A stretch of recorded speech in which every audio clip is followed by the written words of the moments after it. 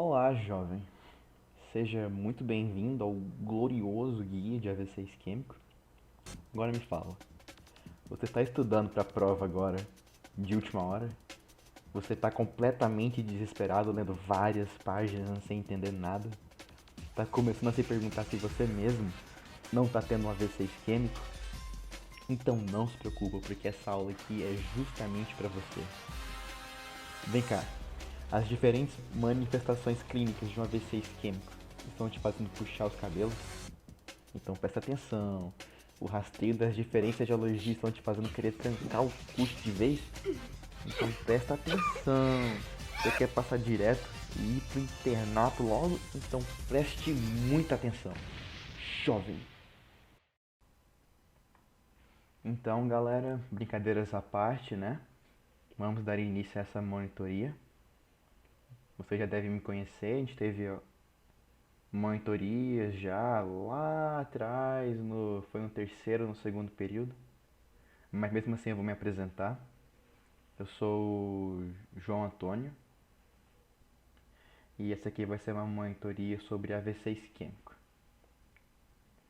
Vocês vão notar que enquanto eu converso, eu faço umas pausas bem longas, então vocês podem colocar, quando vocês forem assistir esse vídeo, vocês podem colocar no 2.0, aumentar a velocidade para ficar melhor de assistir para vocês. Eu sei que vocês vão estar meio apertados em relação ao tempo de vocês, porque vocês têm muitas provas. O motivo de eu estar fazendo essas pausas é para eu evitar gaguejar. 2. Para facilitar a edição depois, caso eu queira colocar algo entre as minhas falas. E também porque é a minha primeira vez gravando uma aula assim, então tenho também um componente de inexperiência no meio. No mais, eu espero que fique bom, que ajude vocês, viu? E sem mais delongas, vamos começar, tá bom? Então, galera, a primeira coisa que eu vou discutir com vocês são as etiologias. Tem várias e eu vou tentar me ater às mais importantes e as mais relevantes para vocês, tanto na prova quanto na prática. Eu vou aplicar essa lógica não só para etiologias, mas para tudo que a gente for ver nessa monitoria. As etiologias que são importantes de saber para vocês são as causas trombóticas de um AVC isquêmico e as causas embólicas. No entanto, existem também causas raras e causas que envolvem hipoperfusão cerebral global. Eu vou falar dessas quatro a seguir. A primeira etiologia que a gente vai discutir, ou no caso que eu vou ensinar, não tem discussão, é um gravado. A primeira etiologia que eu vou falar para vocês vai ser as etiologias referentes à hipoperfusão cerebral global. O termo é autoexplicativo. Hipoperfusão significa uma diminuição da perfusão sanguínea. É cerebral porque está acometendo o cérebro, obviamente. E a global porque essa hipoperfusão não está acometendo um território vascular específico, uma zona cerebral específica. Não. É uma diminuição da perfusão de todo o cérebro. E isso é importante para entender como que ela se manifesta clinicamente. O que pode causar essa diminuição global da perfusão cerebral? Você pode ter uma parada cardíaca. Se o débito cardíaco vai até zero, naturalmente não só o cérebro, mas o corpo todo vai estar hipoperfundido. Em relação à insuficiência respiratória aguda, o problema não é tanto perfusão, mas hipóxia. Naturalmente, com a insuficiência respiratória aguda, a troca gasosa não vai estar ocorrendo de forma adequada. E com isso, a concentração de oxigênio no sangue pode reduzir a níveis capazes de causar lesão nas células, justamente por falta do oxigênio. Não que a ausência dele em si cause a lesão, mas é por causa que o oxigênio ele participa na carga de elétrons para a produção de energia. Sem essa energia, várias bombas e mecanismos celulares deixam de funcionar, e é isso que vai acabar levando a lesão e morte celular. Uma causa muito importante de hipoperfusão cerebral global é a estenose de artéria carótida interna. Eu pus em negrito até aqui para poder evidenciar para vocês. Por que ela é tão importante? Por causa que ela normalmente acontece em conjunto com a parada cardíaca e com a insuficiência respiratória aguda. Como assim? A estenose é normalmente dada por um trombo, mas tem outras causas também. Aí você pensa, a artéria carótida interna ela é responsável principalmente pela irrigação do território da artéria cerebral anterior e médio. Com a estenose dessa artéria por qualquer motivo, o fluxo dessas regiões já está prejudicado. Aí quando junto disso acontece alguma parada ou alguma insuficiência respiratória, você pode ter um infarto acontecendo, entendeu? O, a próxima causa é o uso indevido de fármacos antihipertensivos. Se a pressão diminui, naturalmente a tendência é que ocorra hipoperfusão, entendeu? É bem intuitivo com essa, mas de novo, a mais importante de lembrar é a estenose. Já já eu vou entrar direitinho nas causas trombóticas, eu vou falar do trombo de artéria carótida interna. Eu falei que entender essa hipoperfusão global é importante para compreender a manifestação clínica dessa etiologia, porque isso se dá por causa de como a irrigação cerebral funciona. Cada artéria tem um território que ela irriga no cérebro, entendeu? E a região que divide esses territórios normalmente é a região em que o sangue chega por último, entendeu? Então, quando você tem uma diminuição global da perfusão cerebral, uma diminuição global do fluxo sanguíneo, essas são as regiões que tendem a sofrer primeiro, entendeu? E isso se manifesta em exames de imagem como infartos de zonas limítrofes, entendeu? Eu vou retomar isso aqui mais pra frente, mas já fica aqui o motivo de por que ele ocorre em zonas limítrofes, porque são as zonas em que o sangue tende a chegar por último e, naturalmente, são as zonas que vão sofrer primeiro em caso de hipoperfusão. Ok, em seguida, agora a gente vai falar sobre as causas trombóticas de um AVC isquêmico. Quando eu falo trombos, eu estou falando de placas ateromatosas, entendeu? Placas de gordura que se formam na parede endotelial, de dentro dos vasos. Esses trombos eles podem se formar em grandes artérias, inclusive é onde a gente normalmente espera encontrar esses trombos, particularmente nas artérias carótidas internas, nas artérias vertebrais, basilares. Como essas ainda não são artérias que chegaram a se ramificar em artérias que têm um território próprio no cérebro, isto é, são artérias ainda de grande calibre que estão mandando sangue para várias artérias cerebrais, trombos aqui podem se manifestar como infarto de zonas limítrofes, igual o que eu acabei de explicar. No entanto, uma outra artéria que a gente considera como uma artéria de grande calibre é a artéria cerebral média, que é a porção proximal dela, particularmente. As porções distais a gente não considera ela tanto como uma artéria de grande calibre. Enfim, um trombo se formando na artéria cerebral média não vai se manifestar como um infarto de zonas limítrofes, porque a artéria cerebral média ela já é uma artéria própria do cérebro, então ela tem um território vascular específico pelo qual ela é responsável, entendeu? Eu vou falar direitinho depois sobre qual esse território é e o que acontece quando a gente tem lesão nele, beleza? Agora, esses trombos, eles também podem se formar em artérias de pequeno calibre, entendeu? Particularmente as artérias lentículo-estriatais.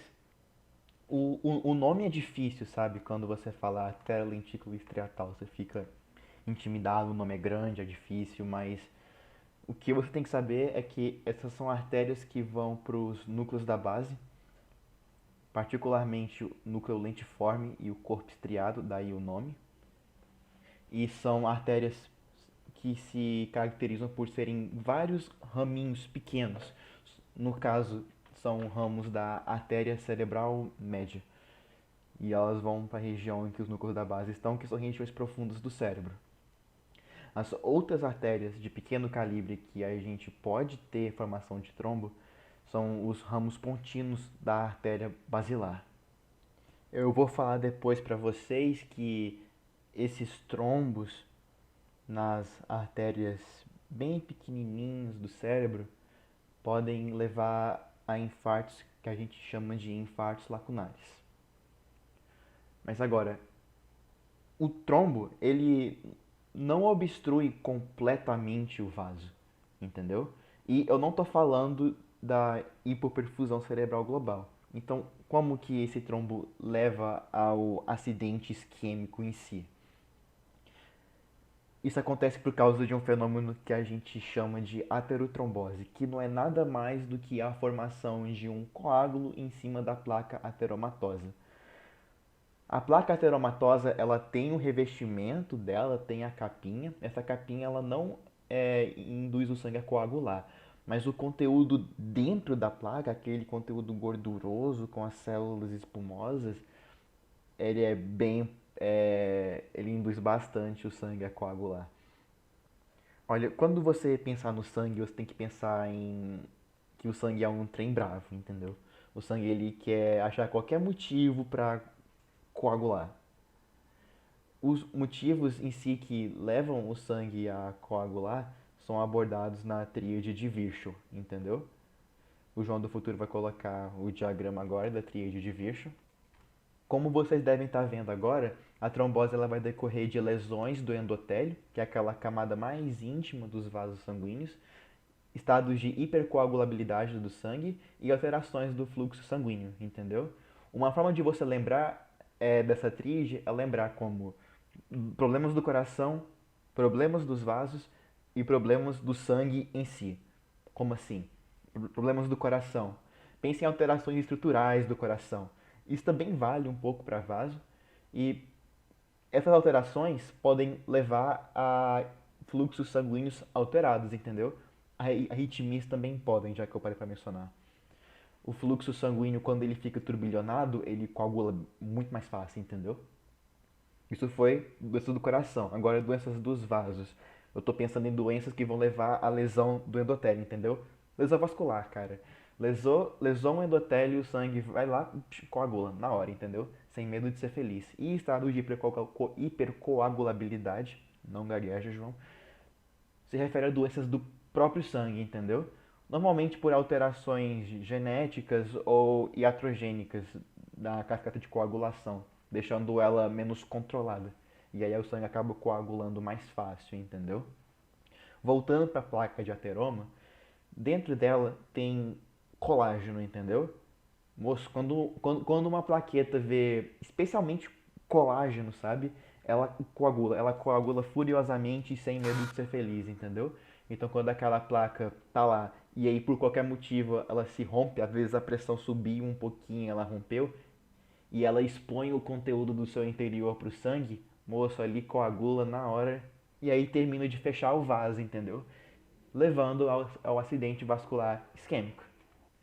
Ok, essa foi uma explicação bem longa, mas é isso, viu? A última coisa que eu vou falar para vocês por enquanto sobre causas trombóticas é que nessas causas você tem que ter uma atenção muito grande para fatores de risco, entendeu?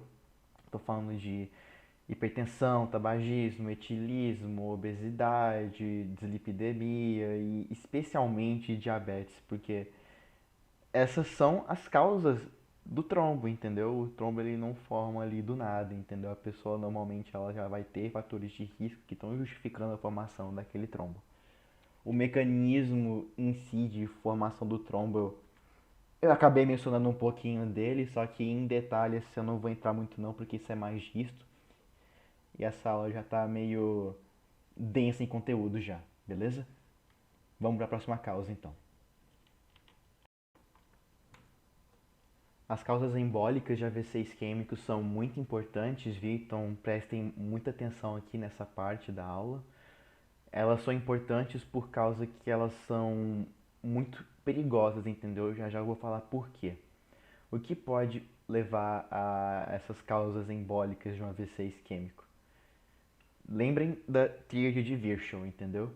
Pensando no coração em si, estou falando de fenômenos cardioembólicos, a gente tem fibrilação atrial, válvula mecânica, endocardite infecciosa e insuficiência cardíaca com fração de ejeção menor que 35%. Na fibrilação atrial, assim como na insuficiência cardíaca com AFE menor que 35%, a gente está esperando que tenha um sangue estagnado dentro do coração, entendeu? Por causa que o coração não está conseguindo bombear com eficiência. Esse sangue estagnado conta como uma alteração de fluxo sanguíneo, e isso pode levar à formação de coágulos dentro do próprio coração. A válvula mecânica, ela é um corpo estranho dentro do sangue, entendeu? Isso pode levar a um estado de hipercoagulabilidade naquela região e formação de coágulos. E endocardite infecciosa é uma infecção. Você está pensando principalmente na lesão de endotélio, entendeu? Mas também tem a formação de êmbolo séptico, só que isso é meio que fora do espectro dessa aula. Outro ponto de origem de êmbolos pode ser de outras artérias, entendeu? Particularmente artérias bem grandes como a carótida interna ou a própria aorta, entendeu? O que é importante de lembrar sobre as causas embólicas é como elas se manifestam clinicamente. Como assim? Quando você tem um trombo, uma placa ateromatosa, crescendo progressivamente dentro do vaso e causando uma isquemia crônica no cérebro, o cérebro tem tempo de se ajustar, de formar circulação colateral, de fazer uso da sua plasticidade cerebral ou neuronal. Enquanto isso, quando a causa é embólica, ali entope de uma vez, entendeu? Sem tempo para o cérebro se adaptar. E isso se manifesta como déficits neurológicos severos, logo no começo do evento isquêmico, entendeu? Outra coisa que pode sugerir bastante causas embólicas é se você vê que esse paciente está com múltiplos pontos de infartos isquêmicos no cérebro dele, entendeu? Agora, o infarto único, ele não afasta uma causa embólica, entendeu? Mas quando você tem vários pontos de infarto, assim, você pode pensar em causas embólicas. Por quê? Tem alguma coisa que está produzindo esses êmbolos, então não é nada fora da lógica você imaginar que mais de um êmbolo pode ter ido para o cérebro. Enquanto isso, tenta pensar, é muito improvável que dentro de uma mesma circulação cerebral você tenha a presença de várias placas ateromatosas em vários pontos diferentes do cérebro, entendeu? Então isso é muito menos provável, entendeu? Vamos para a próxima causa agora. Eu não vou entrar tão a fundo nas causas raras, mas eu só vou mencionar algumas. Tem o êmbolo paradoxal, que não é nada mais do que um coágulo que se forma dentro do sistema venoso. Ele vai para o coração e por meio de um forame oval patente ou persistente, que é uma comunicação entre os dois átrios do paciente, esse êmbolo vai do átrio direito, que é atribuído ao sistema venoso, para o átrio esquerdo, em que você já espera encontrar sangue arterial. E aí, do sangue arterial, ele pode ir para o cérebro, entendeu? Ou seja, é um êmbolo que teve origem no sistema venoso, mas acabou parando no cérebro por meio do sistema arterial, entendeu? É um êmbolo paradoxal. Outras causas vão incluir vasculites, dissecções de normalmente de artérias cervicais ou da própria carótida, e outros estados de hipercoagulabilidade do sangue, incluindo até mesmo causas genéticas e etc, entendeu? Nenhuma que vale a pena vocês decorarem agora, ok? Agora vamos falar um pouco sobre as manifestações clínicas dos AVCs.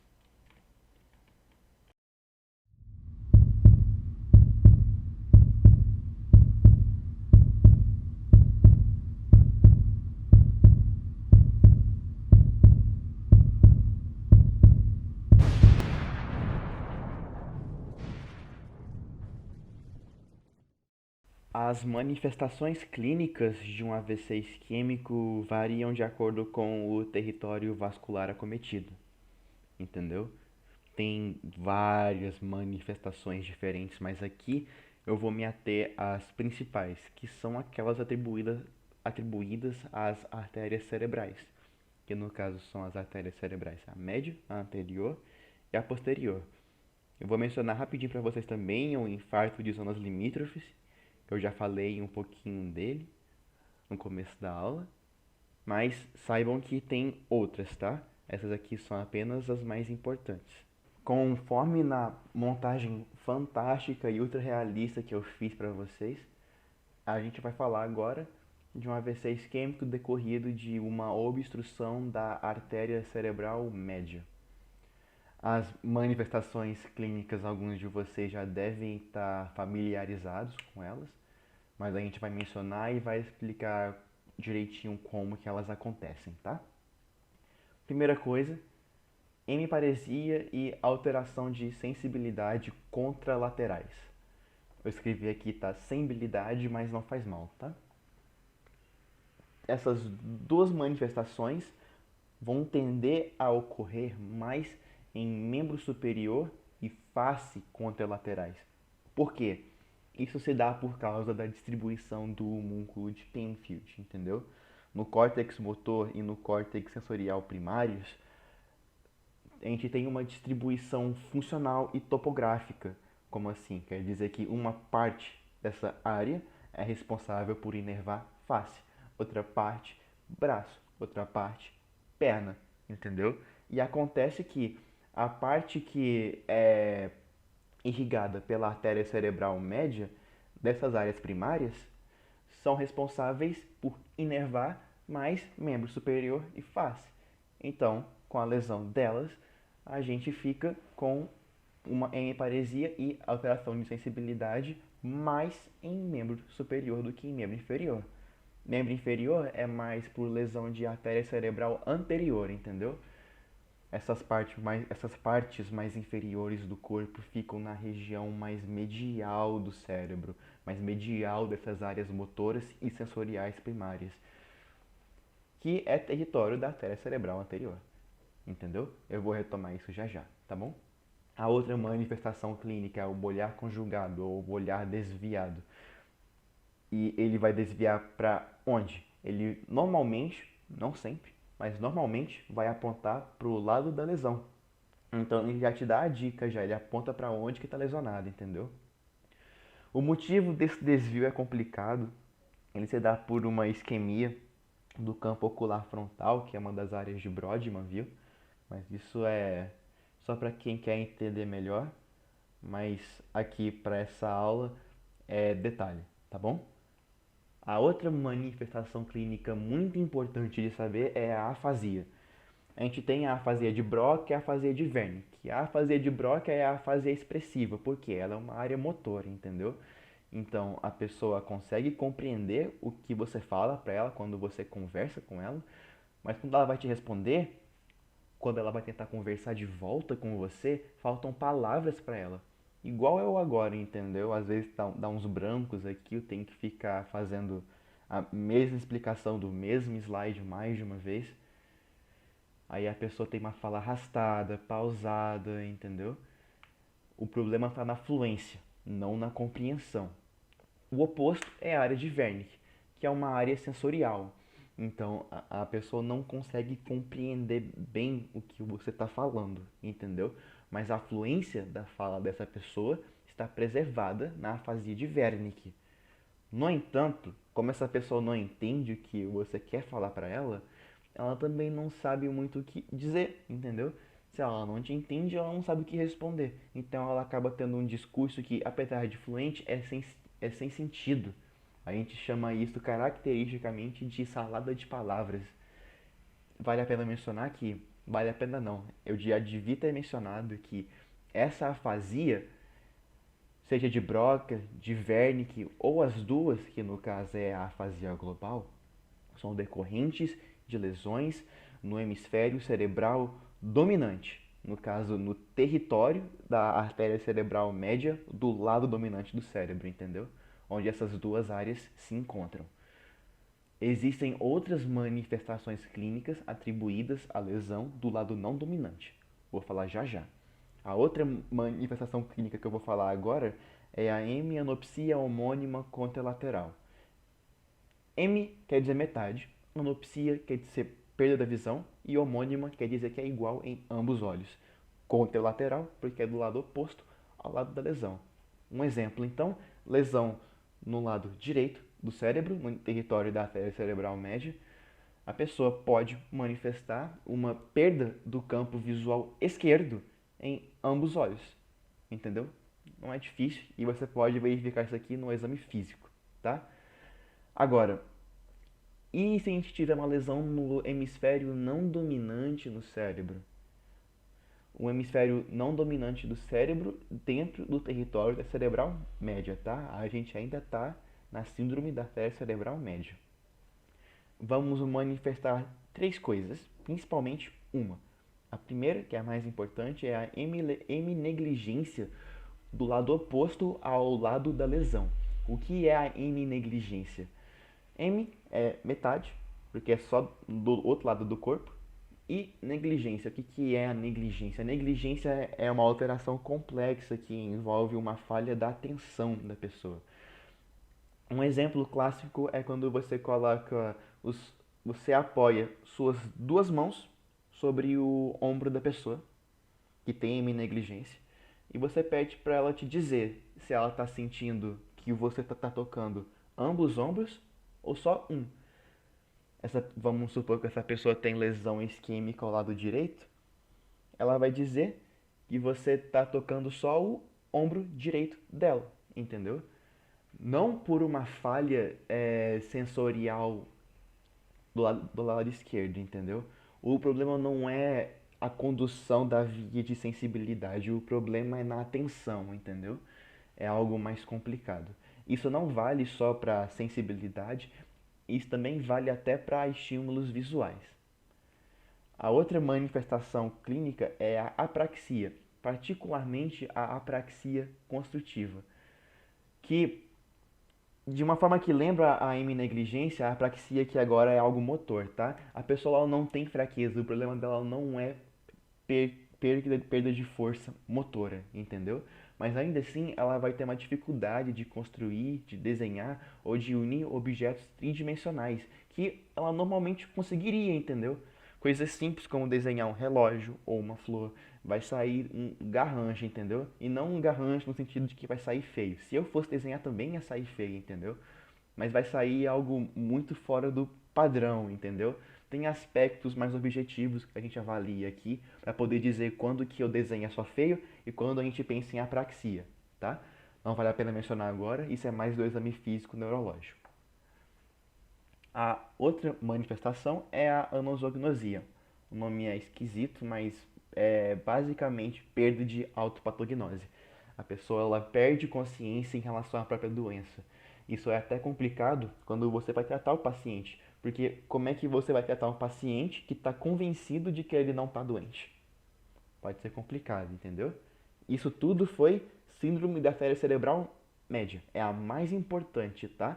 E lembrem dessas manifestações clínicas, elas são muito importantes para você iniciar a suspeita de um AVC isquêmico, tá?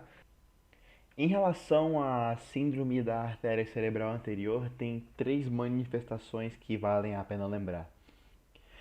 A gente, de novo, vai ter a hemiparesia e alterações de... Meu Deus, eu escrevi sensibilidade num slide e sensibilidade no outro. Tá difícil, hein? Não importa do mesmo jeito. É sensibilidade, tá?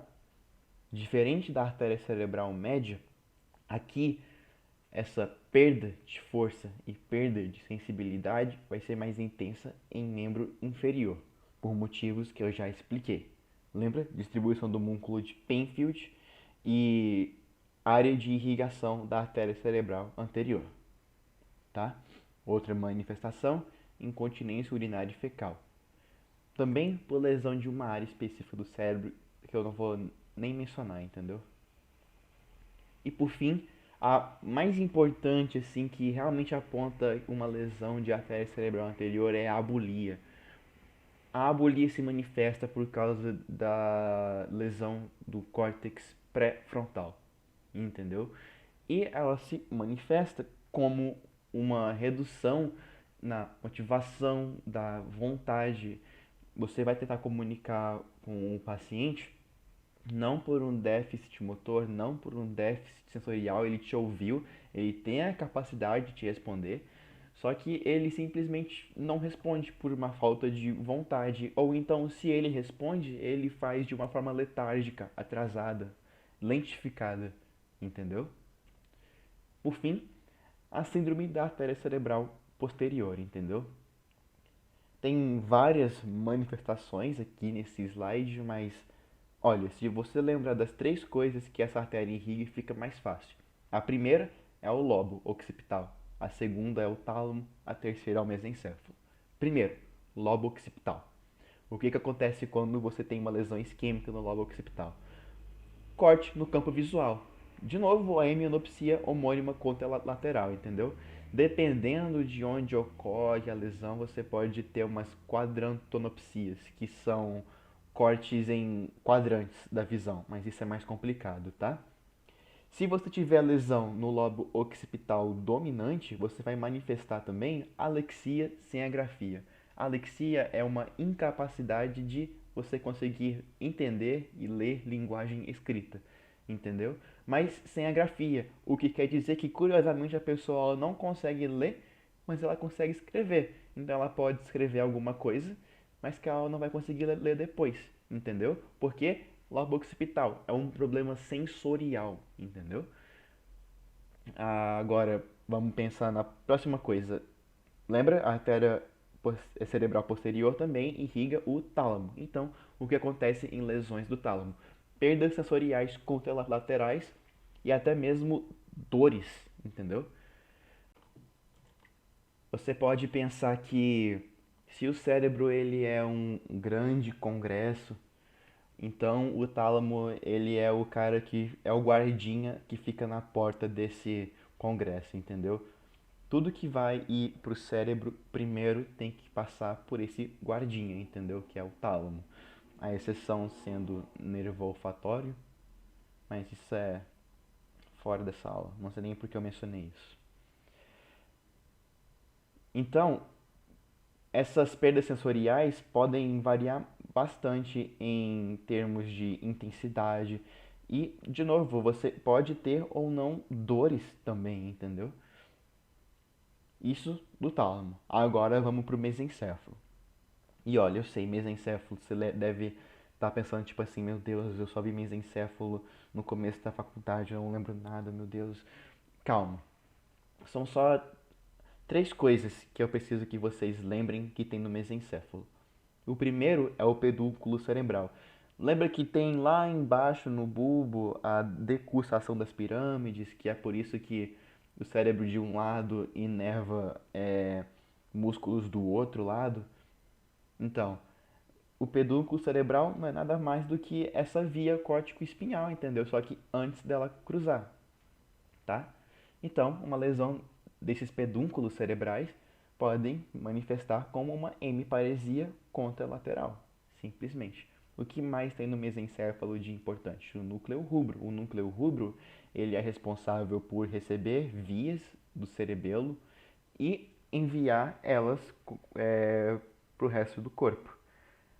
O cerebelo ele participa especialmente de funções relativas a equilíbrio e propriocepção inconsciente. Então, na lesão dessas fibras, você espera que o paciente manifeste uma ataxia contralateral. Agora, você que talvez já tenha visto um pouquinho sobre cerebelo deve estar se perguntando por que é contralateral. A gente sabe que tudo que desce do cérebro vai para o lado oposto, mas do cerebelo a gente aprende que é do mesmo lado. Então, por que essa lesão aqui está manifestando contralateralmente? É por causa que essa via aqui ela cruza duas vezes. Uma via sai do cerebelo direito e vai para o núcleo rubro esquerdo, e aí uma via do núcleo rubro esquerdo cruza novamente e desce pela medula espinhal no lado direito e vai inervar musculatura ao lado direito do corpo, entendeu? Ou seja, se você lesasse o cerebelo, a manifestação ia ser ipsilateral. Mas como a lesão aqui é diretamente no núcleo rubro, ela é contralateral, porque duplamente cruzado, tá? Qual que é a última coisa que a gente vai mencionar de importante no mesencéfalo? O núcleo do nervo craniano 3, que é o nervo oculomotor. Aí você vai ter uma paralisia desse nervo ipsilateral. Por que ela é ipsilateral? Porque a lesão é diretamente no núcleo desse nervo, tá? Depois que o nervo emerge desse núcleo, não tem cruzamento mais não, tá? Por isso que é do mesmo lado. E como que essa paralisia se manifesta? Ela se manifesta como um desvio inferior e lateral do olho e com midríase e redução da resposta da pupila à luz, por causa que dentro do nervo oculomotor a gente tem vias do sistema nervoso autônomo parasimpático que vão regular a resposta do olho à luz, particularmente realizando a contração da pupila. Então, quando está paralisado, você vai ter a dilatação da pupila, que é a midríase, tá? E você vendo essas perdas sensoriais, esses cortes no campo visual, essas perdas de força, você pode pensar que, dependendo de como essa síndrome aqui se manifestar, ela pode imitar bastante uma síndrome de artéria cerebral média. E você está correto, entendeu? Por isso que é importante você lembrar das poucas diferenças, entendeu? No caso da ataxia, da alexia sem agrafia, da paralisia do nervo craniano 3 e mesmo assim você tem outras ferramentas que eu vou falar já já que vão ajudar a gente a achar onde que está a lesão, que no caso são os estudos imaginológicos, tá? Então não é algo sem esperança não, tá bom? O próximo passo agora é falar sobre o infarto de zonas limítrofes, tá? Eu já falei, eu disse que eu falei um pouco, mas na verdade eu expliquei bastante dele antes já do porquê que ele é de zonas limítrofes. Agora eu vou dar mais atenção para as manifestações clínicas dele, tá? Essas manifestações variam um pouco dependendo de qual território limítrofe foi acometido, mas uma manifestação clínica muito característica é a síndrome do homem no barril. Por que que tem esse nome? Quando você pensa em um homem preso dentro de um barril, você pensa em um cara que ele consegue mexer as partes distais dos seus membros, mas que torso, abdômen, as partes proximais de braço e perna estão presas. E essa síndrome se manifesta justamente assim nesses infartos, por causa, de novo, da distribuição do homúnculo de Penfield. Como esse infarto ele vai acontecer bem no meio entre, vamos pensar, a artéria cerebral anterior e a artéria cerebral média, ele vai pegar a parte da distribuição topográfica do homúnculo de Penfield no córtex sensorial e motor primários que inervam a musculatura da região proximal dos membros e de abdômen e torso. Eu vou colocar uma imagem aqui para ilustrar melhor. E é por isso que ela se manifesta assim, entendeu? Agora, infarto de zonas limítrofes entre a cerebral média e posterior, o que você vai ter mais é a propazognosia, que não é nada mais nada menos do que uma perda da capacidade do indivíduo de reconhecer rostos conhecidos, tá? Tem outras manifestações clínicas de infartos de zonas limítrofes, tá? Mas essas aqui são as mais importantes, dando atenção, de novo, para a síndrome do homem no barril, tá? Bem característico, bem legal, tá bom? E por último, vou falar para vocês um pouco sobre os infartos lacunares, tá? Eu conversei com a designada professora de vocês a respeito disso. Ela não teve, ela falou que não tinha tempo de mencionar isso aqui com vocês e que era algo bem complicado. Então eu vou passar bem por cima, tá? Mas é muito improvável que isso aqui venha cair em prova. Lembra quando eu falei que a gente pode ter formação de placas ateromatosas em pequenos vasos, particularmente nos vasos que a gente chama de artérias lentículo-estriatais, que vão para regiões profundas do cérebro? Então, como que esses infartos se manifestam clinicamente? Como infartos lacunares. E eles podem ter manifestações puramente motoras, puramente sensoriais, entre outras, tá? Como são manifestações muito específicas, a gente gosta de dizer que isso aqui é um infarto silencioso, entendeu? Porque são manifestações isoladas e como às vezes a placa é pequena, em uma zona pequena do cérebro sendo acometida, às vezes é difícil a detecção clínica adequada desses infartos, tá? Agora eu só quero falar com vocês rapidinho sobre diagnósticos diferenciais de AVC isquêmico. Eu vou só nomear alguns diagnósticos diferenciais. E por que que é importante saber esses diagnósticos diferenciais? Porque, olha, a forma como eu estou explicando aqui para vocês é o quê? Ah, eu estou falando em etiologia, eu estou falando sobre a manifestação, entendeu? É uma aula direcionada para um AVC isquêmico. Mas quando você pegar lá na emergência um AVC isquêmico mesmo, você tem que pensar em outras doenças que podem se manifestar de uma forma semelhante, entendeu? As mais importantes que você tem que lembrar são o AVC hemorrágico. Naturalmente, ele pode também lesar territórios vasculares do mesmo jeito, só que agora a lesão vai ser uma lesão hemorrágica e expansiva.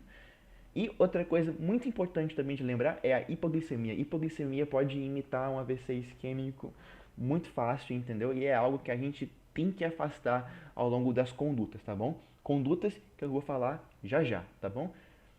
Hiperglicemia também? Também, mas é mais a hipo, tá bom? Quais são outros diagnósticos diferenciais importantes? Síndromes epilépticas pós-ictais. Algumas síndromes epilépticas pós-ictais. Primeiro, o que isso termo quer dizer? A pessoa tem uma convulsão, ela tem um episódio de crise epiléptica, e depois dessa crise, depois da fase ictal, que é a fase pós-ictal, a fase depois da crise, ela vai expressar alguns sintomas que podem lembrar AVC isquêmico. Particularmente, existe a chamada paralisia de Todd, que é uma paralisia que pode lembrar bastante o AVC isquêmico, entendeu? O que mais pode imitar um AVC isquêmico? Uma neoplasia cerebral, dependendo do território acometido. Infecções também, particularmente meningites, encefalites e abscessos. E complicações da migrânia. Algumas migrânias podem cursar com síndromes que lembram um infarto cerebral, entendeu? Mas o diagnóstico você faz no caso dessa complicação da migrânia, como? Você vai investigar esse paciente e ele não vai ter evidências de um infarto, entendeu? Mas ele vai manifestar clinicamente esse infarto, então a gente ainda assim trata, por causa que, mesmo a gente não tendo uma manifestação imaginológica do infarto, isso ainda quer dizer que está tendo sofrimento cerebral. E pode ser que um dia essa complicação da migrânia venha manifestar alguma lesão irreversível, tá? Ok, agora sem mais delongas, vamos adentrar a conduta. A respeito da conduta que a gente toma no tratamento de um AVC isquêmico, tem várias, sabe? E não tem como eu dizer que tem umas mais importantes do que outras. Assim, tem, só que, cara, muitas delas são importantes, entendeu? Elas são grandes em quantidade. Então, quando algo é muito grande assim, o que ajuda é dividir em partes, tá? A gente vai primeiro falar a respeito das condutas que a gente toma de imediato, quando o paciente chega para você lá na emergência, entendeu? O AVC isquêmico, antes de ser uma emergência neurológica, ele é uma emergência. Então você vai fazer os AVCs. Depois a gente vai tomar as condutas mais adequadas de um AVC propriamente dito. No caso, um TC sem contraste, alguns exames de laboratório e a gente vai avaliar os critérios de elegibilidade tanto para o uso de alteplase, que é o tratamento trombolítico, e para a realização de trombectomia, que é um procedimento muito legal. Eu vou entrar em detalhe em cada um desses tópicos já já. As outras condutas, você pode pensar que elas são condutas que você vai tomar depois do quadro agudo, entendeu? As condutas do quadro agudo, da emergência em si, têm como objetivo remover a obstrução, entendeu? Quando o paciente chega lá para você e a sua suspeita é AVC isquêmico, a sua prioridade é confirmar esse diagnóstico e remover a obstrução. Eu vou explicar por quê depois. Mas, já adiantando, tem a clássica frase, né, que a gente fala que tempo é cérebro. A gente tem que salvar o máximo de neurônios possíveis que a gente conseguir cada segundo que a gente perde tem neurônios morrendo nesse quadro agudo. Depois disso, a gente vai ter a conduta após o quadro agudo, que vai ter como objetivo você evitar a recorrência e dar atenção às complicações do AVC isquêmico, entendeu? Tem complicações que podem ocorrer logo depois de você ter resolvido o quadro de AVC isquêmico, que precisam de atenção, e prevenir a recorrência é algo que requer uma conduta multifacetada, porque você vai acabar avaliando fatores de risco, você vai acabar tendo que investigar e tratar as etiologias diversas de um AVC isquêmico, e por aí vai, tá bom? Eu vou entrar agora na conduta imediata, tá bom?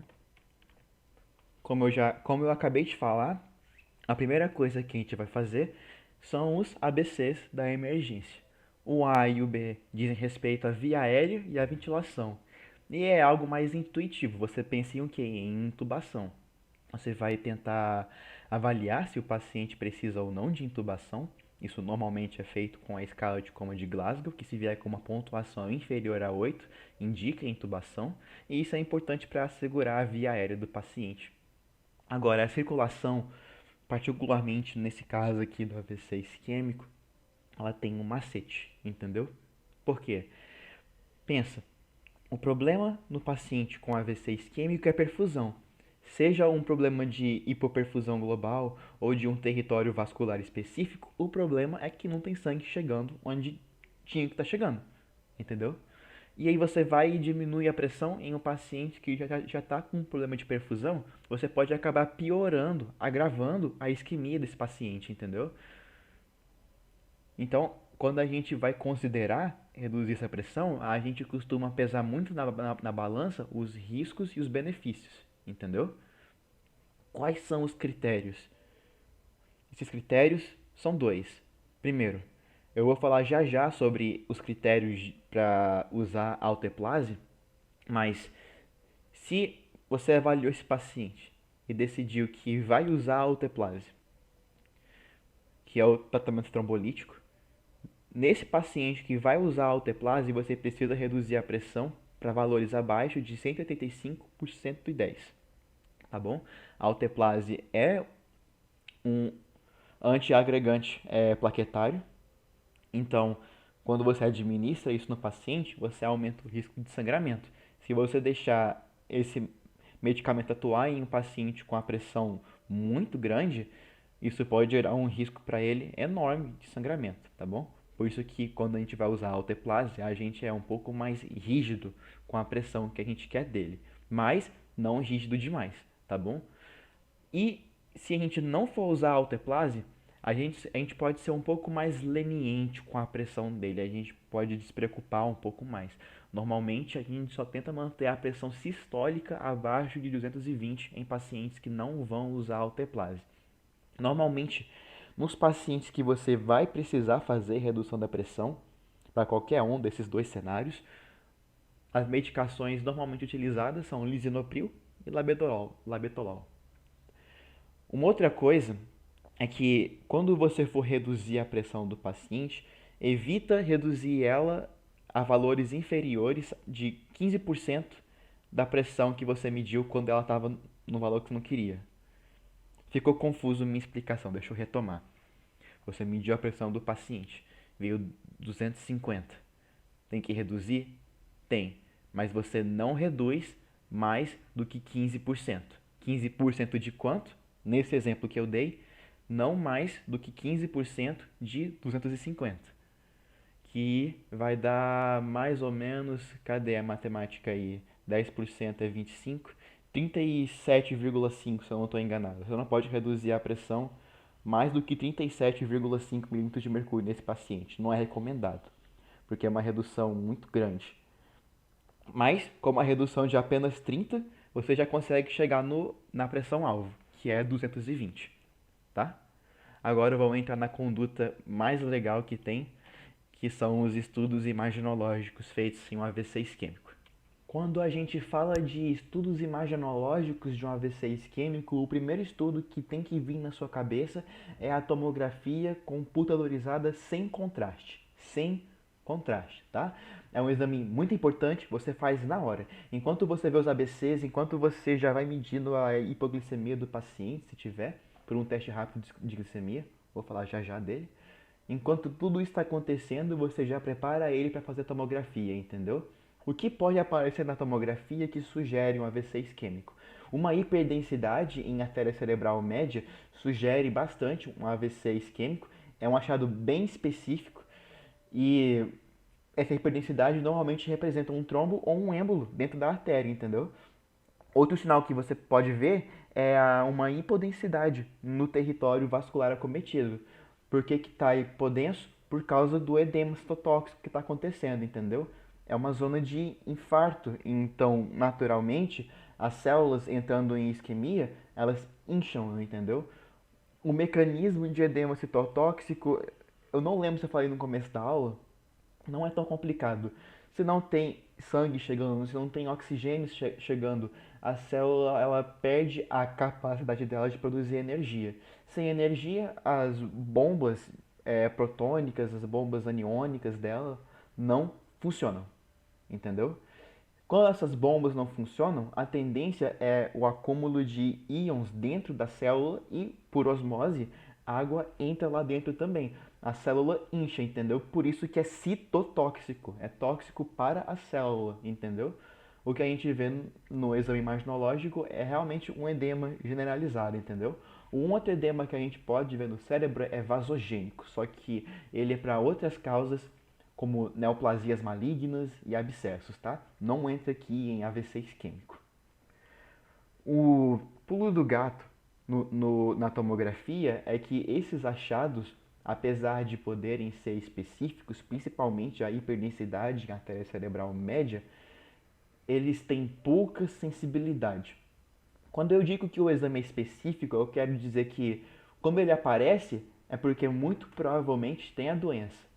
Mas quando ele não aparece, ele ainda pode ter a doença. Isso é um exame específico, entendeu? Um exame sensível é o completo contrário. Significa que se não aparece, é porque muito provavelmente não tem a doença. Mas se ele vem positivo, ele pode não ter ainda. Se isso é muito complicado, pensa assim: no exame que é específico, o positivo dele é seguro, o negativo nem tanto, entendeu?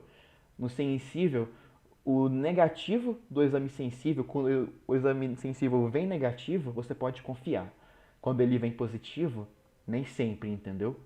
Esses são achados de baixa sensibilidade, o que quer dizer que eles muitas vezes vão vir negativos em pacientes que estão tendo AVC isquêmico. Toda essa explicação complicada que eu fiz foi basicamente para dizer que você pode ter um paciente com AVC isquêmico que não tem nenhum desses achados. E é comum, é muito comum. Um paciente tem AVC isquêmico, você faz tomografia e não acha nada, entendeu? Aí você pergunta, por que faz então, se é um exame que pode não achar nada?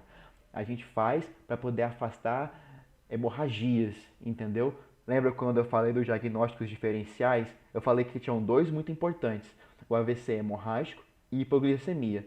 Essa tomografia aqui tem como principal objetivo afastar hemorragias, entendeu? E por que é tão importante a gente afastar sangramento nesse paciente? Por que é tão importante afastar um AVC hemorrágico nesse paciente?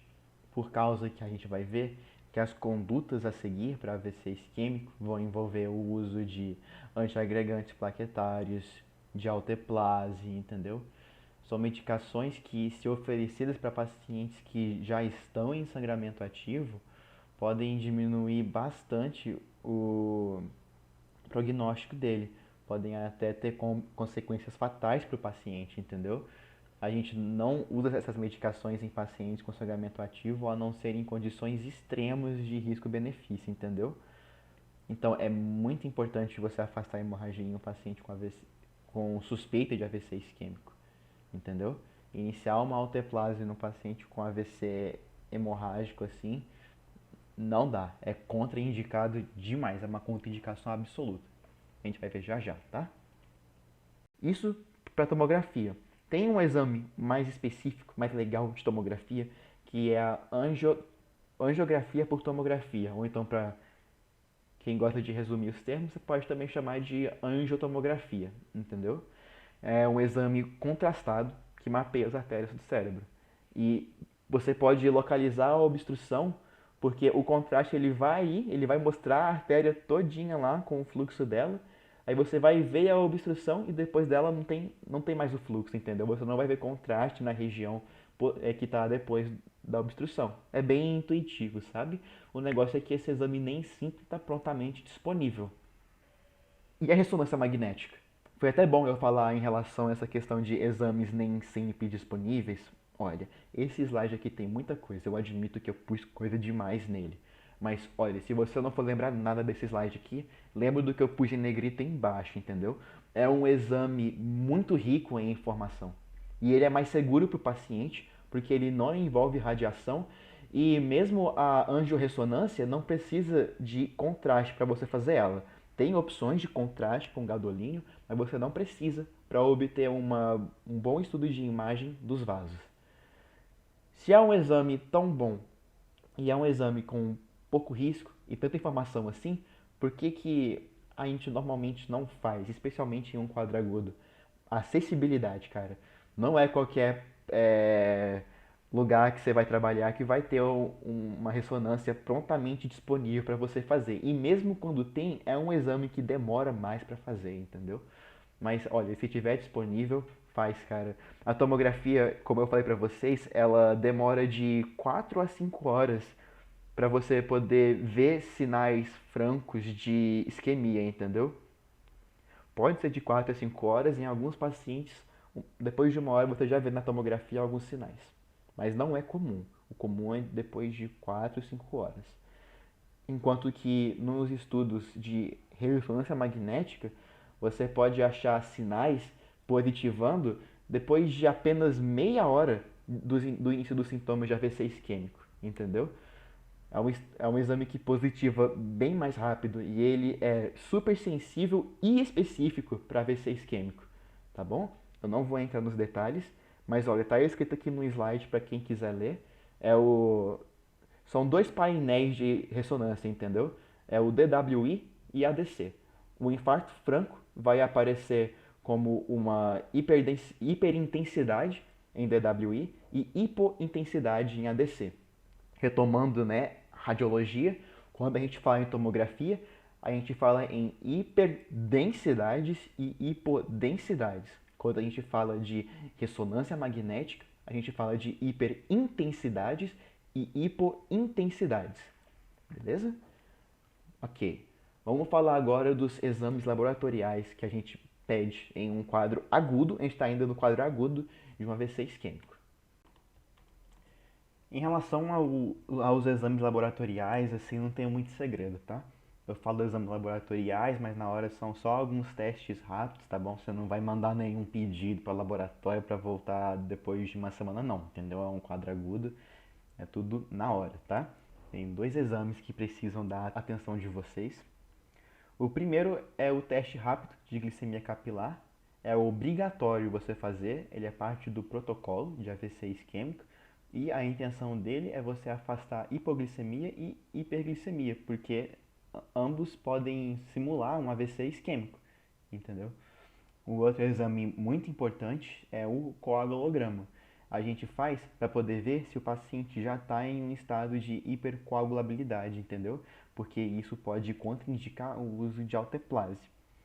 O dado mais importante do coagulograma, porque no coagulograma vem vários dados, vem tempo de protrombina e tudo mais, plaquetas. O mais importante de lembrar é o INR. O INR ele é simplesmente o tempo de protrombina do paciente dividido pelo tempo de protrombina padrão, o valor de referência do exame, entendeu? Se esse INR tiver maior que 1,7, o uso de alteplase está contraindicado, tá bom? Então, de novo, é o teste rápido de glicemia e o coagulograma, tá? Tem outros exames que você pode solicitar de acordo com a suspeita etiológica. Mas agora, para o quadro agudo, são só esses dois, tá bom? De mais importante. Agora a gente vai falar da trombólise. A trombólise é o uso da alteplase em si. Eu estou falando da alteplase tem um tempo já. O que a alteplase é? A alteplase é um fármaco fibrinolítico. A alteplase vem do inglês, TPA, significa que é um ativador do plasminogênio tecidual. Basicamente, ele ativa o plasminogênio. O plasminogênio, então, vira plasmina. E a plasmina é uma enzima que degrada a fibrina. Lembra que quando você tem um coágulo, o seu sangue fixa esse coágulo com uma rede proteica para deixar ele fixo? Essa rede é feita de fibrina. Se você degrada a fibrina, o coágulo tem uma chance de se dissolver, entendeu? E o que degrada a fibrina? A plasmina. Beleza? Agora, o importante da alteplase é você saber quando você deve e quando você não deve usar ela, entendeu? Tem 3 indicações principais, sabe? Elas são bem intuitivas. Primeiro é um diagnóstico de AVC isquêmico, isso é obviamente uma indicação. A outra indicação é um período de surgimento dos sintomas a menos de 4 horas e meia. Como assim? Você tem como se certificar de que o paciente foi visto pela última vez normal a menos de 4 horas e meia. Se tiver mais tempo do que isso, é complicado. A outra indicação é ele ter mais de 18 anos. Eu vou só abrir um parênteses e explicar o porquê dessas 4 horas e meia, tá bom? Vocês sabem, ou se não sabem, eu vou explicar agora. Quando a artéria ela é obstruída no AVC isquêmico, o território que ela irrigava não morre de uma hora para outra, entendeu? Não é tipo, papum, morreu, entendeu? Não. Ele leva um tempo para morrer, esse tecido. O tecido que já morreu é a zona de infarto, é o núcleo do infarto, é o centro do infarto, é o tecido que realmente já morreu. Depois desse tecido, a gente tem uma área que a gente chama de área de penumbra. Essa área de penumbra ainda não morreu, só que ela está recebendo irrigação sanguínea inadequada e vai morrer se você não reverter o quadro de obstrução. O que acontece com infartos isquêmicos que já começaram há mais de 4 horas e meia? Depois de 4 horas e meia, a área de penumbra já é muito pequena e a zona de morte celular, a zona de infarto franco, já é muito grande, entendeu? Então a gente tem pouco tecido para salvar usando alteplase. Não é só isso, porque se fosse assim a gente ainda ia administrar. Se for para salvar tecido nervoso, qualquer tantinho pode ajudar o paciente. Mas não é tão simples, porque os vasos sanguíneos nessa região de infarto franco também morreram, entendeu? Eles sofreram necrose. E vasos necrosados, eles não têm mais aquela elasticidade, aquela resistência, aquela capacidade de conseguir resistir à alta pressão do sangue arterial, entendeu? E aí, se tem esse enorme núcleo de infarto franco e você vai e reperfunde, aí você tem esse sangue de alta pressão chegando em artérias quebradiças, entendeu? Isso pode causar sangramento.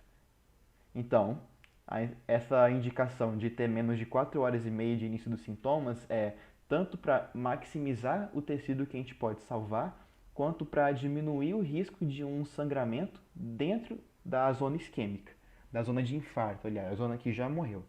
Beleza? Agora, as contraindicações. Eu pus as mais importantes, tem mais. E dentre as mais importantes, eu pus em negrito ainda as que vocês têm que saber. Entendeu? A ideia dessas contraindicações se volta bastante em prevenir a transformação hemorrágica do AVC isquêmico. Algumas eu já acabei falando antes, mas eu vou retomar, tá? A primeira é o INR maior que 1,7. A gente acabou de falar por que do INR ser maior que 1,7, contraindicar, beleza? Tem que saber isso? Tem, beleza? Não deixe de memorizar isso aqui não, tá? Outra contraindicação que já é mais intuitiva é o histórico de uso recente de anticoagulantes, entendeu? Mesmo motivo. iniciar a alteplase em um paciente que já está anticoagulado, um risco de transformação hemorrágica ou da AVC isquêmico. Outra coisa, um histórico de um trauma craniano severo, ou então de um outro AVC isquêmico nos últimos 3 meses, também contraindica? Também, porque nesses casos, esse paciente está em estado de fragilidade e é suposto que tem, tá assim na diretriz, tá?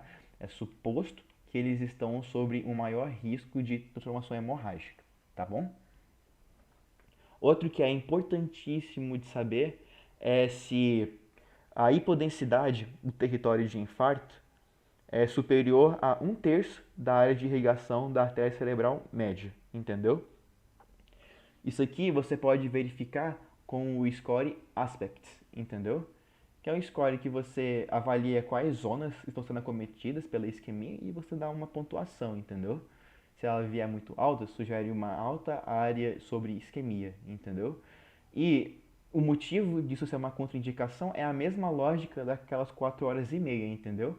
Uma área muito grande de infarto sugere pouco tecido neural para salvar e um alto risco de transformação hemorrágica se você iniciar alteplase, entendeu? Outra coisa que a gente preocupa muito e que vocês têm que saber é a pressão. Eu já falei dela, lembra? Se você for iniciar alteplase no paciente, você não pode deixar a pressão dele ficar maior do que 185 por 110, entendeu?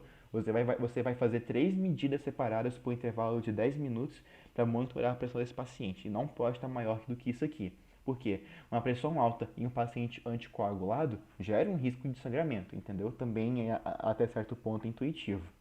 Outra contraindicação que eu não pus em negrito porque tem lógica nela, mas também tem que saber, tá bom? Uma resolução rápida e completa dos sintomas e sinais antes mesmo de você iniciar o tratamento trombolítico, no caso, o uso de alteplase.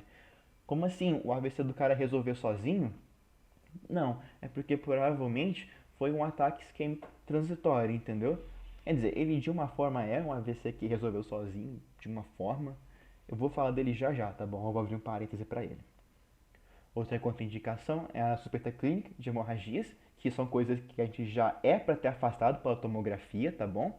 A glicose menor que 50 e, para reforçar ainda mais a questão da hipoglicemia, com resolução dos sintomas após correção, entendeu? Tem outras. Esse slide aqui foi bem leitura dinâmica de slides aqui, não é? Mas é porque todos esses tópicos são importantes e cada um deles remete a diagnósticos diferenciais e contraindicações bem intuitivas, tá bom? Eu tô explicando com cuidado cada tópico porque eu quero que vocês entendam o porquê de cada um deles serem contraindicações, porque se você entender, fica mais fácil de memorizar, entendeu?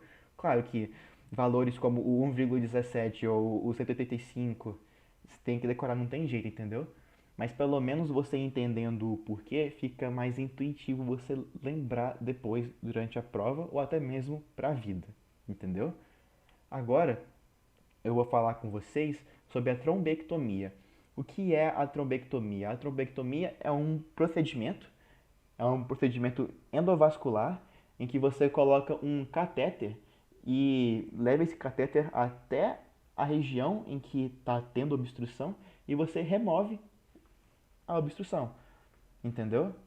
As contraindicações desse procedimento são muito similares à trombólise, que no caso é o uso de alteplase, e tem vários tipos diferentes de trombectomia, sabe?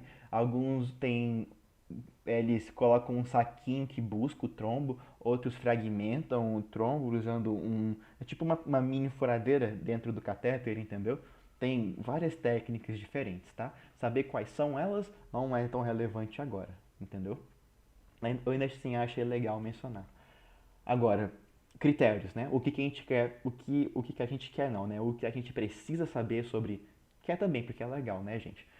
O que a gente tem que saber sobre trombectomia? Eu falei para vocês que os critérios são similares aos da trombólise, mas tem duas diferenças que vocês precisam lembrar. A primeira diferença é quanto ao critério temporal, entendeu?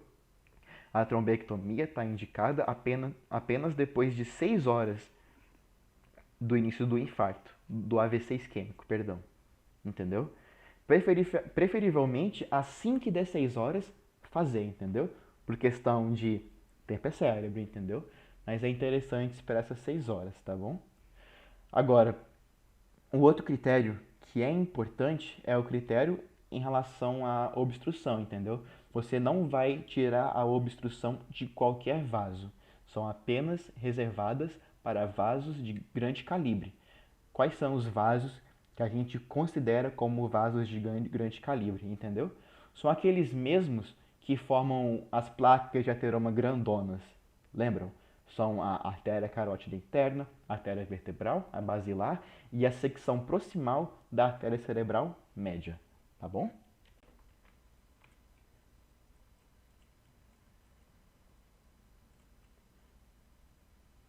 Então, galera, eu só vou abrir aqui um parêntese bem rápido, tá? Para poder falar sobre AIT. O que é AIT?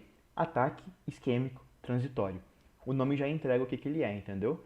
É uma isquemia que ocorreu de forma súbita e ela é transitória.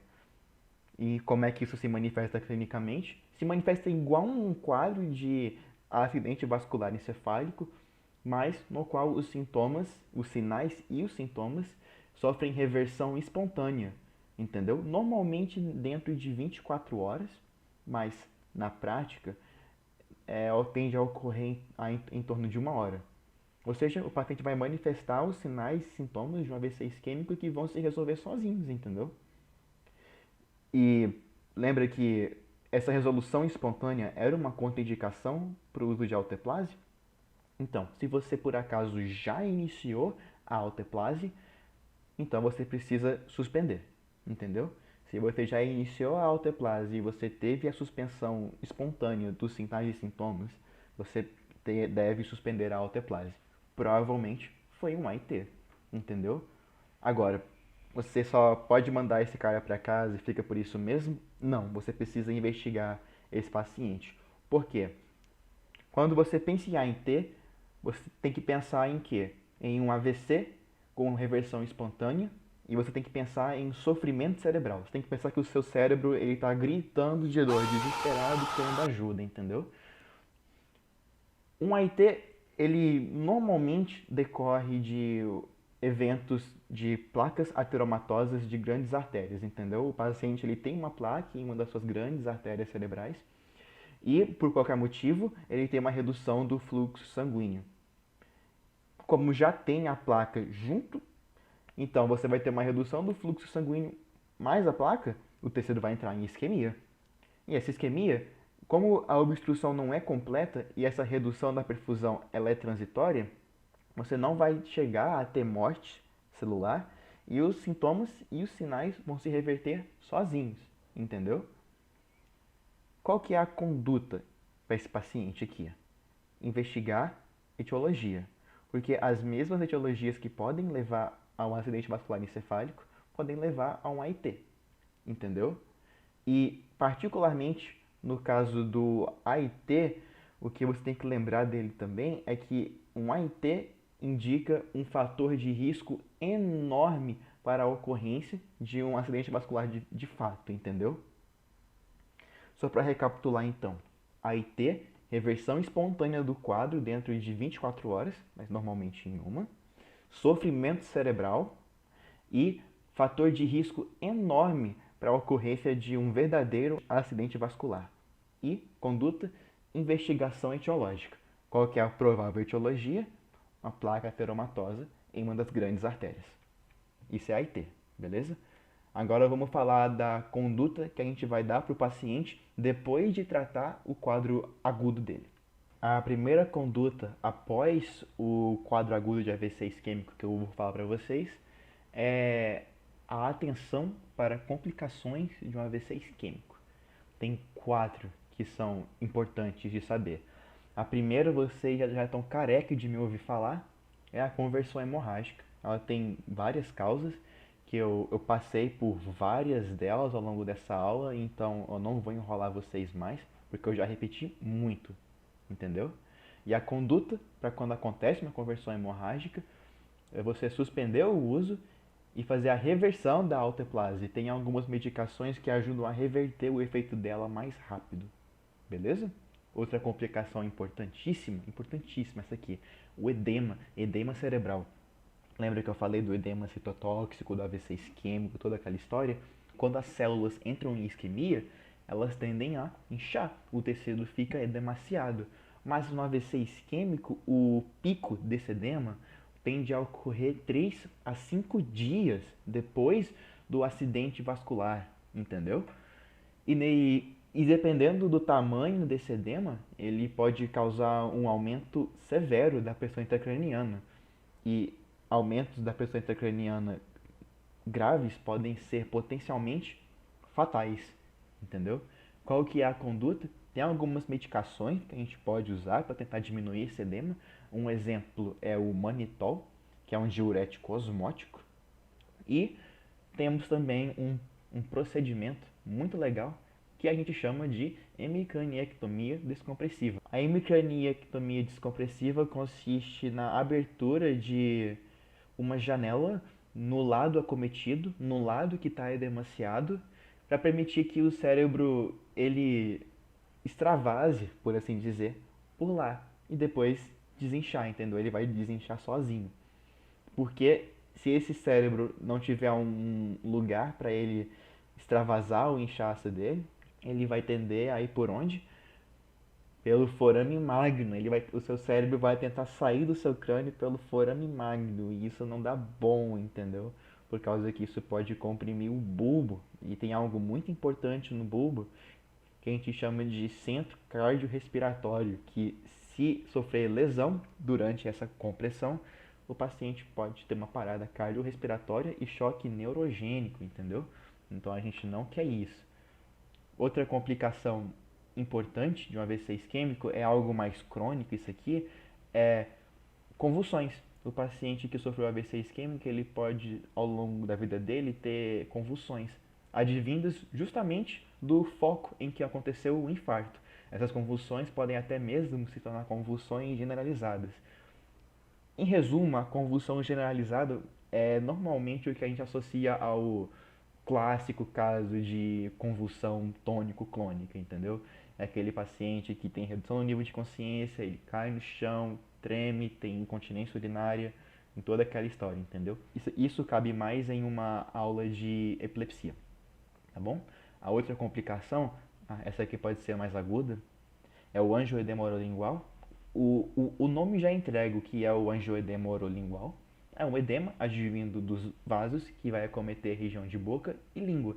Ele pode ser fatal, porque, especialmente por causa do edema da língua, você pode ter obstrução de via aérea, entendeu? E esse angioedema é associado a um efeito adverso do uso de alteplase, entendeu? Agora vamos falar um pouco sobre a prevenção contra a recorrência aguda de um AVC isquêmico. Quando eu falo na prevenção aguda contra a recorrência de um AVC isquêmico, eu estou falando no uso temporário de antiagregante plaquetário e estatinas. Tá? Isso aqui está na diretriz brasileira de AVC isquêmico. É recomendado você iniciar 48 horas depois do evento isquêmico um antiagregante plaquetário e uma estatina. O antiagregante plaquetário de escolha é a famosa aspirina, entendeu? Você vai manter ela em uso diário por 2 semanas e depois dessas 2 semanas você pode iniciar uma terapia antitrombótica mais definitiva, mais para longo prazo, entendeu? O uso das estatinas você vai manter por 1 a 6 meses, entendeu? E se o paciente ele já faz uso de estatina por qualquer outro motivo, você mantém então a estatina, beleza? As estatinas de escolha são a simvastatina e a atorvastatina. Agora nós vamos falar sobre a investigação das etiologias de um AVC isquêmico. Para quem lembra lá do começo da aula, as etiologias vai ficar mais fácil agora de entender. O importante de investigar a etiologia se dá pelo fato de que a gente precisa diferenciar o paciente que está sujeito a um alto risco de recorrência de um acidente isquêmico do que não está sujeito a um risco tão alto, entendeu? No caso das etiologias cardioembólicas, nós pensamos em pacientes com alto risco de recorrência, entendeu? A gente preocupa bastante com etiologias cardioembólicas. E como que a gente investiga os pacientes com suspeita de etiologia cardioembólica? A gente preferivelmente opta por fazer uma ecocardiografia transesofágica, mas tem também a opção de fazer uma ecocardiografia transtorácica, só que ela é menos sensível. O que a gente espera encontrar no ecocardiograma? Um exemplo, um aneurisma de ventrículo esquerdo, outras coisas que podem aparecer, alguma massa, qualquer coisa, entendeu? Alterações estruturais dentro do coração podem levar a alterações do fluxo sanguíneo, tríade Virchow, forma um coágulo e ele emboliza. Beleza? Um outro exame mais acessível é o eletrocardiograma, entendeu? Isso pode até incluir um Holter de 24 horas. O que a gente mais espera encontrar em um eletrocardiograma é fibrilação atrial. Flutter também, mas a causa mais comum de eventos cardioembólicos é a fibrilação atrial. No que se refere às etiologias trombóticas, nós pensamos em um paciente que não está sujeito a um risco tão alto à recorrência de um AVC isquêmico quanto um paciente com etiologia cardioembólica. Tá? Os exames de escolha para investigar pacientes com suspeitas de etiologias trombóticas são angiotomografias e angiorressonâncias, tá? A angiotomografia sempre com contraste, a angiorressonância pode ser com ou sem contraste, tá? São dois exames ótimos. Eu já falei um pouco sobre os prós e os contras de ressonâncias contra tomografias, então eu não vou repetir de novo, tá bom? É muito importante quando você for pedir esses exames que você peça de cabeça e de pescoço. Placas ateromatosas também podem se formar nas carótidas e nas artérias vertebrais, que são artérias que você encontra no pescoço, beleza? Não na cabeça. Então você tem que pedir esses exames para a cabeça e para o pescoço. E fazendo isso, você vai conseguir, muito provavelmente, você vai conseguir achar onde está a obstrução pela placa, beleza? Outros exames que você pode fazer incluem um ultrassom de carótidas e um Doppler transcraniano. Em relação à investigação das etiologias raras, olha, varia muito com a etiologia. Você tem aqui desde exames invasivos, como biópsias cerebrais, até alguns exames bem específicos, incluindo testes genéticos, tá? Como varia muito dependendo da causa rara, eu não vou ficar entrando em detalhes não, beleza? E para fechar com chave de ouro, a última coisa que a gente vai fazer como parte da conduta após o quadro agudo é avaliar os fatores de risco desse paciente. Esses trombos não vêm do nada, entendeu? Eles normalmente têm como base esses fatores de risco. Então é muito importante você dar uma conduta para eles, tá? As condutas são bem intuitivas. Hipertensão, você vai tratar a hipertensão. Não estou dizendo que tratar a hipertensão é algo simples, entendeu? Mas que é intuitivo, entendeu? Diabetes, tratar diabetes. Tabagismo, cessar o tabagismo. Obesidade, mudança de estilo de vida, atividade física, dieta. Sedentarismo, atividade física. Vamos botar essa senhorinha de 50 anos para caminhar. Etilismo, cessar o etilismo, entendeu? Nada complicado aqui não, beleza? E é isso, viu, galera? Vocês são guerreiros, viu? Vendo uma aula extensa, assim, muito conteúdo em pleno. Cadê? Eu não sei se eu disponibilizo esse aqui pra vocês sábado ainda ou se foi domingo. Espero que sábado ainda. Mas também depende de que hora vocês estão vendo, né? É costume no final dessas aulas colocar alguma frase profunda, então eu coloquei a minha aqui. Não existe trabalho ruim, o ruim é ter que trabalhar. Quem falou isso foi Sócrates, como vocês podem ver, porque eu coloquei uma estátua do Sócrates do lado, entendeu? Eu não coloquei, ela estava ali já, entendeu? Foi o Sócrates que falou. Eu espero que essa aula aqui tenha ajudado vocês, de verdade, que ajude vocês não só para a prova, mas para a vida também. Perdoe às vezes que eu fiz pausas muito longas, que eu gaguejei. Vocês não têm ideia, porque eu editei essa aula, então eu tirei várias gagueiras, várias pausas longas. Eu comecei a pensar que eu estava tendo uma afasia de expressão, viu? afasia de Broca. Mas é isso, viu, galera? Força e partiu internato. Até mais.